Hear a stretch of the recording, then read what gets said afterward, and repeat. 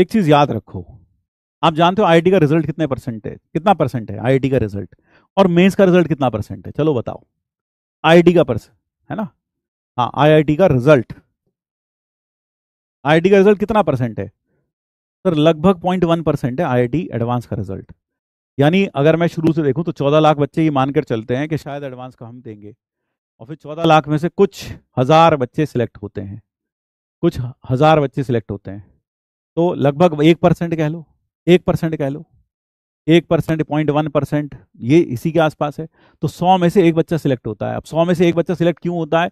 क्योंकि 100 में से एक बच्चा ही ऐसा होता है जो लगकर पढ़ाई करता है, जिसको पता है कि वहां कैसा कैसा चीजें होने वाली हैं उसके साथ, वह उसके लिए अपने आप को दिन रात प्रिपेयर करता है।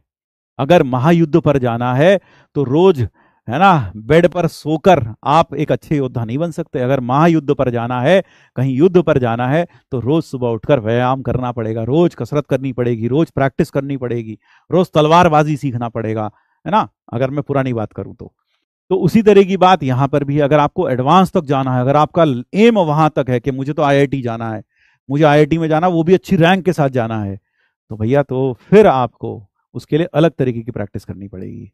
उसको आप फिर आसानी की तरफ नहीं भागेंगे, आप फिर मुश्किल की तरफ भागेंगे, है ना। जितना आप पेन घिस लेंगे, जितना आप होमवर्क कर लेंगे, उतना अच्छा होगा आपके लिए। जितने क्वेश्चंस आपके हाथों से निकल जाएंगे उतना अच्छा होगा।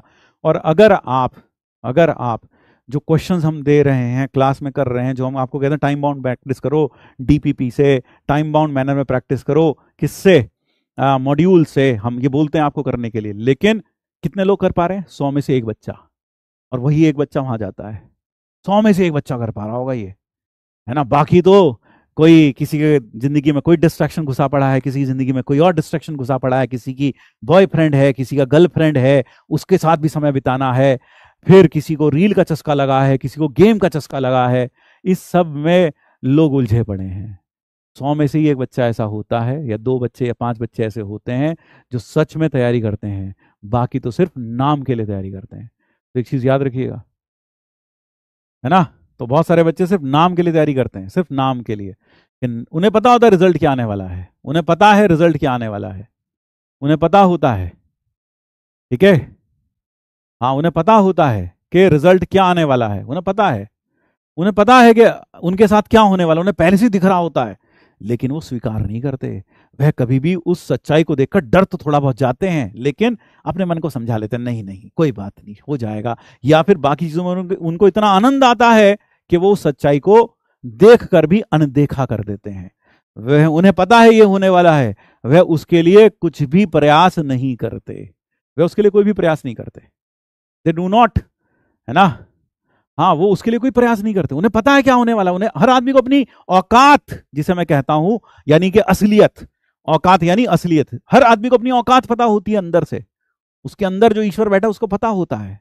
तुम्हें पता है तुम्हारे कर्म, तुम क्या कर रहे हो, तुम किस तरह से पढ़ाई कर रहे हो, तुम पढ़ाई कर रहे हो कि नहीं कर रहे हो, तुम मेहनत उतनी कर रहे हो कि नहीं कर रहे हो जितनी तुम्हें करनी चाहिए, है ना। अभी देखो, अपने आप से पूछो, अपने आप समझ में आ जाएगा, अपने आप समझ में आ जाएगा, है ना, अपने आप समझ में आ जाएगा, आपको अपने आप समझ में आ जाएगा कि क्या होगा, है ना। अपने आप से पूछो, अभी बैठे बैठे जवाब मिल जाएगा। क्या तुम उतनी मेहनत कर रहे हो जितनी तुम्हें करनी चाहिए? जल्दी से पूछो अपने आप से, अंदर से आवाज आएगी खुद से, तुम्हें कारण पता चल जाएगा कि तुम मेहनत कर रहे हो उतनी कि नहीं। बताओ कितने लोगों के अंदर से आवाज आ रही है कि हाँ, हम उतनी मेहनत कर रहे हैं जितनी हमें करनी चाहिए, क्या हम उतनी प्रैक्टिस कर रहे हैं जितनी हमें करनी चाहिए, क्या हम समय बर्बाद तो नहीं कर रहे। और समय बर्बाद भाई, ये 8-9 महीने की तपस्या थी जो करनी थी, फिर जिंदगी उसके बाद स्वर्णिम हो जाती। लेकिन कई लोग ये 8-9 महीने ही तपस्या ही नहीं कर पाते, उन्हें जिंदगी में ये 8-9 महीने में ही सारी की सारी काम चोरियां करनी है, सारी की सारी रील्स देखनी है, सारे के सारे बाबू सोना से बातें इसी 6-8 महीने में करनी है। जिंदगी पूरी की पूरी बर्बाद हो जाती है। लोग इस 6 से 8 महीने का इंपॉर्टेंस समझ नहीं पाते उनकी जिंदगी में, है ना। तो आप क्या उतनी मेहनत कर रहे हो? नहीं कर रहे हो। अब आप अपने आप से पूछो कि कहाँ काम चोरी की थी कल परसों तरसों, देखो उसका जवाब भी खट से मिलेगा, खट से जवाब मिलेगा। अंदर से मिलता है कि नहीं मिलता, जल्दी से बताओ कमेंट बॉक्स में लिखकर। अंदर अपने आप से पूछो, क्या गड़बड़ कर रहा हूं मैं, क्या मैंने कामचोरियां की, क्या मैंने गलतियां की। देखो अंदर से जवाब मिलेगा, अभी अंदर से जवाब मिलेगा, अभी 2 मिनट में मिलेगा, बैठे बैठे मिलेगा। कभी अपने आप के साथ वक्त गुजारो। लोगों के साथ तो बहुत वक्त गुजार लिया, बाबू शुणा के साथ तो बहुत वक्त गुजार लिया, अपने साथ कभी वक्त गुजारो। अपने आप से पूछो, क्या जो मैं मेहनत कर रहा हूं, क्या वह सही कर रहा हूं, मेहनत उतनी कर रहा हूं, या फिर मुझ में कोई कमी है, या फिर ऐसा कुछ एरिया जिसको मुझे जरूरत से ठीक करना चाहिए, है ना। हाँ मिल रहा है भैया, मिल रहा है। उसी से उपाय भी पूछो, मुझसे मत पूछो, उसी से उपाय पूछो। क्या करूं तू बता, वो रास्ता बताएगा, है ना। हाँ मिल गया रास्ता, मिल गया सबको। बिल्कुल सर, मिल रहा है ना।